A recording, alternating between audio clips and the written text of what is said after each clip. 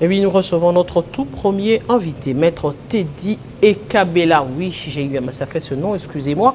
Maître Teddy Ekabela qui est avocat, mais également directeur de cabinet du président de l'Assemblée provinciale de l'Équateur. Bonsoir et bienvenue à vous.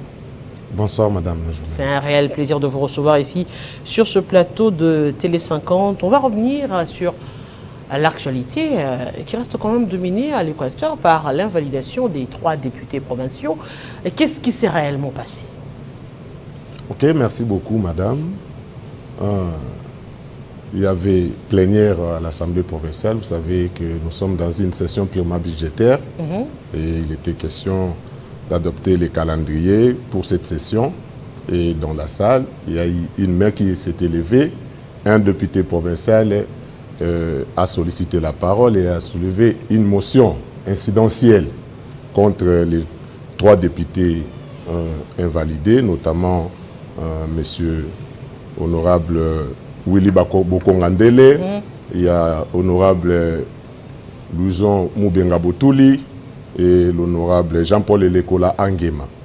Et voilà, il leur a été reproché la violation intentionnelle de la loi, notamment l'article 15 de la loi sur la libre administration des provinces, ainsi que l'article 19 sur les droits de la défense. Lorsqu'ils étaient encore dans le bureau provisoire, ils avaient eu à invalider 3 députés provinciaux, notamment les motionnaires lui-même, Jean-Pierre Bopangayete, et puis l'honorable Banzenga Bakotomba, Pierre, et puis l'honorable Elongama. Alors, cette motion n'avait pas suivi la procédure et pour ces motionnaires-là, il y avait eu violation intentionnelle. Parce que parmi les missions conférées au bureau provisoire, il n'y a pas une mission d'invalidation.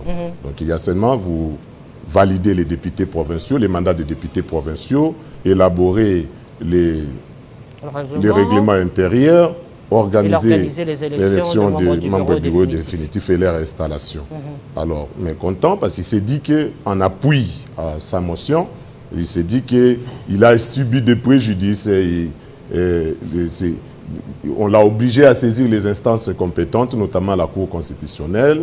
Il a fait ce qu'il a fait. Alors, bon, les incriminés n'ont pas eu même le temps de présenter des excuses, de faire quoi que ce soit. Alors, il a dit, par rapport à cette situation, nous aurons des députés qui iront des violations à violation des textes légaux et réglementaires. C'est comme ça qu'il avait soumis et sollicité à la plénière de voter massivement sa motion. Et par rapport à la procédure, vous savez, lorsqu'une motion incidentielle est soulevée, donc on doit surseoir l'examen de toute activité pour vider cette motion-là. Et par rapport, conformément aux articles 62, 64, 65 et 73 du règlement intérieur de l'Assemblée provinciale, le président de l'Assemblée provinciale et à la police de séance a accordé la parole tour à tour à 2 députés provinciaux pour appuyer la motion et des autres députés provinciaux pour contredire la motion, telle que veut le règlement intérieur. Et après cela, les incriminés sont passés tour à tour pour présenter leurs moyens de défense conformément à l'article 19 de la Constitution qui organise et garantit les droits de la défense. Donc après cela, conformément à l'article 73, la motion a été soumise au vote et l'Assemblée plénière est souveraine. La majorité a décidé et c'est comme ça que ces députés ont été invalidés. Mais vous ne craignez pas qu'aujourd'hui, cette situation, au regard des précédents qu'il y a eu au niveau de la province de l'Équateur, vous le savez, avec l'élection des membres du bureau définitif, on a eu à ramener les députés ici à Kinshasa plusieurs fois pour tenter de concilier les points de vue.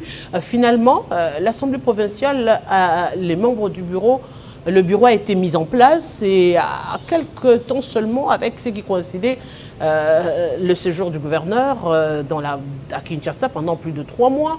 On se dit à peine rentré et voilà, il arrive encore autre chose. Est-ce que vous ne craignez pas que cette situation actuelle puisse entacher également le pouvoir exécutif, car On le voit aujourd'hui, le gouverneur est invité à Kinshasa par le vice-premier ministre en charge de l'Intérieur, mais également les membres du bureau définitif de l'Assemblée provinciale de l'Équateur. Oui, madame. Moi, je ne sais pas comment on peut craindre, parce que, alors que nous sommes dans un État démocratique, et ce qui s'est fait là, c'est un exercice purement démocratique, et on ne pouvait pas priver la parole à un député qui la sollicite. Et il a sollicité, conformément à l'article 6, alinéa 2.2 du règlement intérieur, qui donne à la plénière le pouvoir de valider les mandats des députés, d'invalider les mandats des députés et de suspendre aussi leur mandat. Il a sollicité, nous n'avons pas à violer les règlements qui est jugé conforme à la Constitution. Et voilà, je ne sais pas, il n'y a pas à craindre. Et le gouverneur, s'il est invité par les VPM. Nous ne savons pas encore les contenus, parce qu'il est appelé pour consultation. Nous ne pouvons pas faire des préjugés. On ne connaît pas encore ce que le VPM va dire ou bien pourquoi il les a appelés. Là, on ne peut pas dire directement qu'il est incriminé. Lui aussi, il est entré dans la danse et il faut craindre des choses comme ça. Mais vous-même, vous ne craignez pas que la province puisse être actuellement fragilisée par cette situation? Parce qu'avant déjà, on a entendu le président de l'Assemblée provinciale qui décriait l'absence du gouverneur de la décision finale parce que justement, l'ordonnance n'était pas encore prononcée, signée à cette époque-là, ce qui mettait un tout petit peu la province en léthargie. Ne craignez-vous pas que cette fois-ci encore, que la situation s'éternise finalement, que la province de l'Équateur ne connaisse pas ce développement tant attendu? En tout cas, madame, je pense que le gouverneur est invité et il saura les motifs de son invitation. Mais effectivement, la crainte est que la province est paralysée parce que le gouverneur qui devait sortir son gouvernement provincial depuis la semaine dernière, donc n'a pas pu le faire. Il est venu ici et l'Assemblée provinciale, tous les membres du bureau sont invités ici. Certainement, la province tourne au ralenti. Il y a une paralysie. Mais que faire? Parce que nous devons rester esclaves des textes légaux et réglementaires de notre pays. Donc, s'il y a des reproches qui sont conformes aux textes légaux et réglementaires, moi je pense qu'il y a lieu toujours de les vider, et de les examiner, de les vider et avancer. Donc ce qui s'est fait là-bas, ce sont des gymnastiques démocratiques et nous n'avons pas à décrier ou mais à les invalidés crient à une manipulation politique. Pardon? Les invalidés déjà crient à travers les médias, les réseaux sociaux à une invalidation, à une manipulation politique. Non, non, ça c'est leur droit le plus légitime de le dire, mais pour les autres, il y a eu respect du règlement intérieur de l'Assemblée provinciale de l'Équateur. Il y a eu observance aussi des textes de la Constitution de la République. On sait qu'ils se sont défendus et chacun dans sa défense, à la fin, a présenté des excuses à l'Assemblée plénière. Chaque député incriminé a présenté des excuses. Il y a les audios, il y a les vidéos, il y a tout. Et voilà. Donc ils ont reconnu les faits. Oui, celui qui s'excuse s'accuse, dit-on.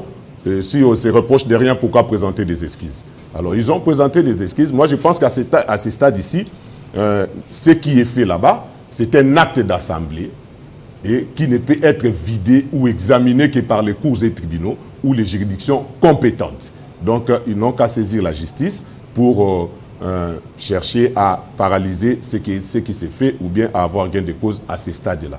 Mais dire qu'il y a eu des compromis politiques pour faire ceci et cela, non. Il n'y en avait pas, sinon ils n'auraient pas présenté des excuses.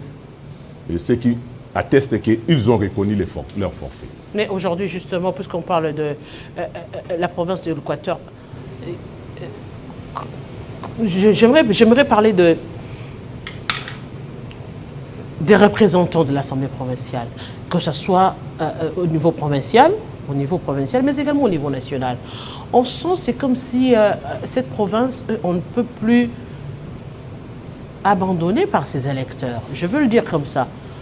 il n'y a pas de représentants qui se lèvent, que ce soit au niveau des députés nationaux, que ce soit au niveau des assemblées provinciales. On ne sent pas, apparemment, ils sont aux abonnés absents sur les vraies questions de l'Équateur. L'Équateur aujourd'hui est comme parmi d'autres provinces qui a besoin d'un développement de fonds.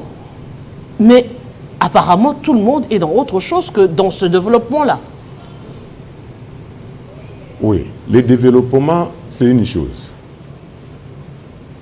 L'exercice de ces pouvoirs aussi, c'est une autre chose.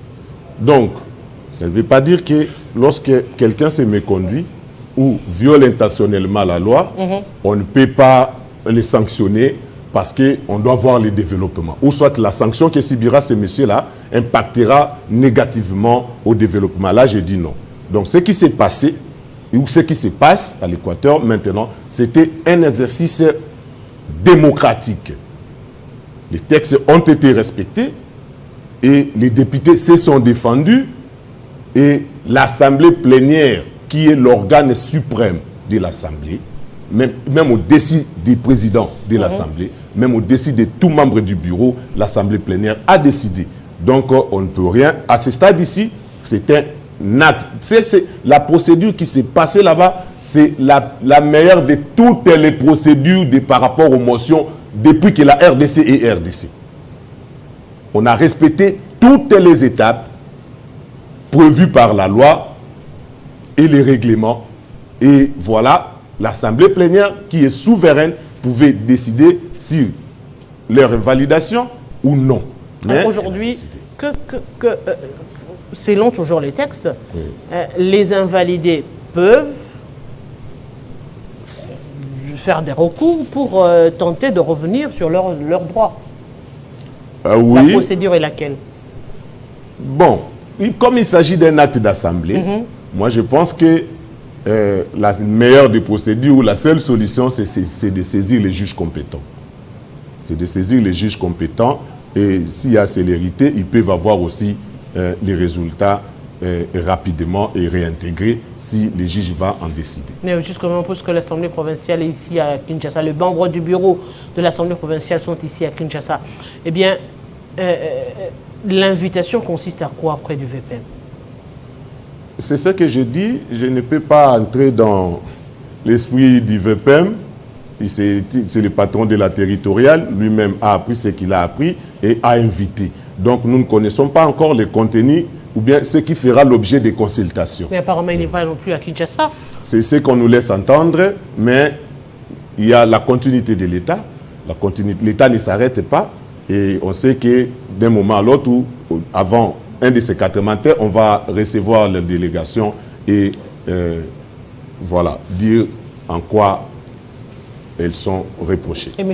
Teddy Ekabela, si vous devez vous adresser aujourd'hui à la population des locataires, qui d'aucuns estiment que c'est une situation qui pourrait engendrer des conséquences politiques et autres, quel message diriez-vous à la population de l'Équateur qui vous suit en ce moment? Je dirais à notre population de l'Équateur de rester calme, d'observer les calmes et de comprendre que ça c'est une gymnastique démocratique. Ce qui s'est passé, ce sont des choses qui sont prévues par les textes légaux et réglementaires et qu'ils patientent et la vie continue. La province va évoluer après la consultation ici. Les gouverneurs des provinces ainsi que les membres du bureau vont retourner en province pour continuer les activités de développement de la province. Monsieur Teddy Ekabela, je suis en train de parler, mais il y a Monsieur Kabela qui vient juste après vous. Monsieur Teddy Ekabela, je rappelle aux téléspectateurs que vous êtes avocat, mais également directeur de cabinet du président de l'Assemblée provinciale de l'Équateur. Merci à vous. On va continuer avec vous, aimables téléspectateurs, pour cette fois-ci revenir sur la conférence qui se tient dans le Maniema sur les mines, énergie et infrastructures.